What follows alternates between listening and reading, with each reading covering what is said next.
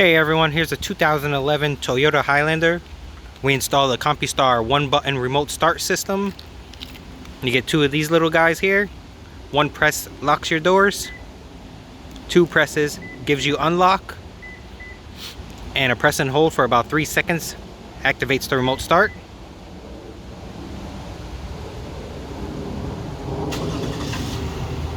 Truck starts up, runs for about 15 minutes, and then will shut itself off. If you want to shut it down, you can also press and hold for about 3 seconds again. Shuts the truck off. On this model, he actually has this as his factory remote. We also integrated to his factory lock button. You hit it 3 times.